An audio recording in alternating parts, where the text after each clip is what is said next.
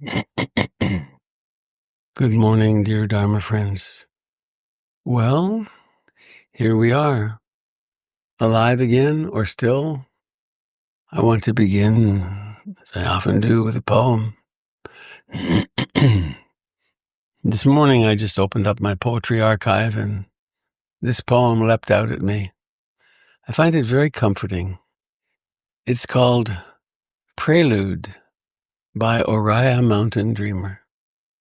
So I invite you to just sit back, allow this to flow through you, allow wakefulness to be natural, and just see how it affects you. Prelude by Oriah Mountain Dreamer. What if it truly doesn't matter what you do, but how you do whatever you do? How would this change what you choose to do with your life? What if you could be more present and open-hearted with each person you encounter, working as a cashier in the corner store, a parking lot attendant, or a filing clerk, than you could if you were striving to do something you think is more important? How would this change how you want to spend your precious life here on the earth? What if your contribution to the world and the fulfillment of your own happiness is not dependent upon discovering a better method of prayer or technique of meditation? Not dependent upon reading the right book or attending the right seminar, but only upon really seeing and deeply appreciating yourself and the world as they are right now? How would this affect your search for spiritual development? What if there is no need to change, no need to try and transform yourself into someone who is more compassionate, more present, more loving, or wise? How would this affect all the places in your life where you're endlessly trying to be better? What if the task is to simply unfold, to become who you already are in your essential nature, gentle, compassionate, and capable of living fully and passionately present? How would this affect how you feel when you wake up in the morning? What if who you essentially are right now is all that you are ever going to be? How would this affect how you feel about your future? What if the essence of who you are and always have been is already enough?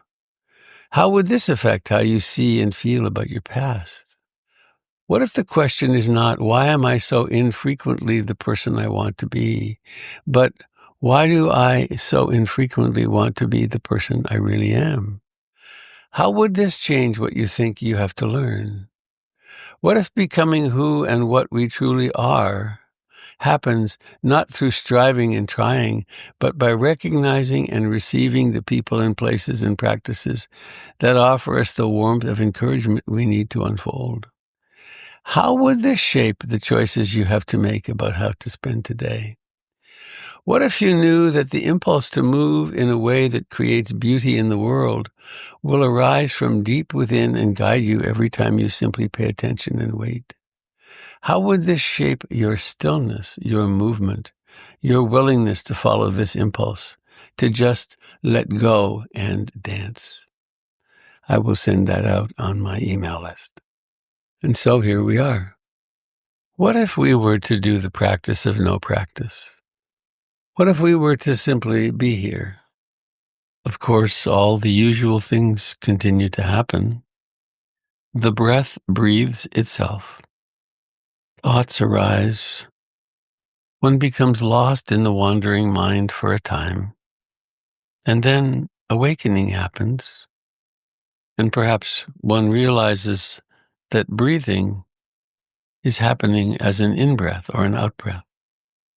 Very early in the Satipatthana Sutra, the Buddha's teachings on mindfulness, it's suggested that one can increase concentration by adding a mantra to the breathing. Modern consciousness and brain research would say that if we add a mantra, we are using the cognitive, the word region of the brain in synchrony with the breathing. And so we could do something very simple like this. On the in-breath, may I be deeply content and happy. And we're not praying to someone or something. We're just bringing up the possibility that in this moment, contentment and ease, may be better, are possible. And on the out-breath, may all living beings be content and at ease.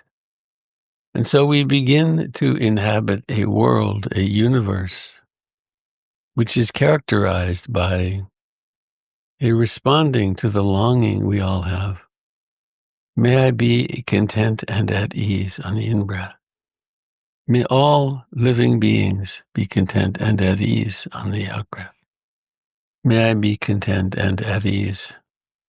It doesn't mean we don't pay attention to breathing. This is an addition. Of course, the mind still has its tendencies to wander, and that doesn't matter. Each breath has its beginning. May I be content and at ease. On the out-breath, may all beings know contentment and ease. There's nowhere to get to. There's nothing to improve. That, in its simple self-evidence, is a great harmonizer of mind, a great reducer of anxiety. There is an in-breath and the chest and abdomen rise. There are sensations at the nostrils. May I be content and at ease. May all beings be content and at ease. And you can experiment with what the love mantra could be. It might be, may I be free from fear. May all beings be free from fear. And we're not trying to impose anything upon the mind. We're offering this as a gift. You know what it's like to be free from fear because it happens sometimes. Mostly we don't notice. Inhabiting each breath fully. On the in-breath, may I live with ease and grace. On the out-breath, and so may all beings live with ease and grace. Receiving each breath as the gift that it is. And you could try simply on the in-breath, calm and at ease. Being present in the actual physical experience of in-breathing and out-breathing. And on the out-breath, you could just repeat that, calm and at ease. And you could intend that blessing for a loved one or friend or all beings. And we can be quite personal with such thoughts. There's the great loving kindness mantra. I love you with your name at the end.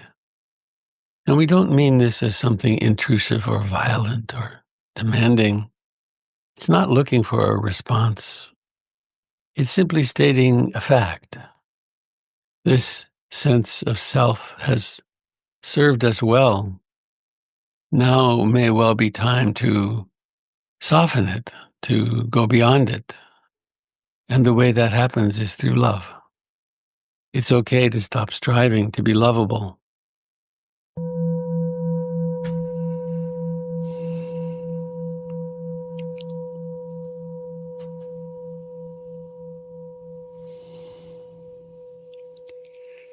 May all beings everywhere share in the merits of our practice.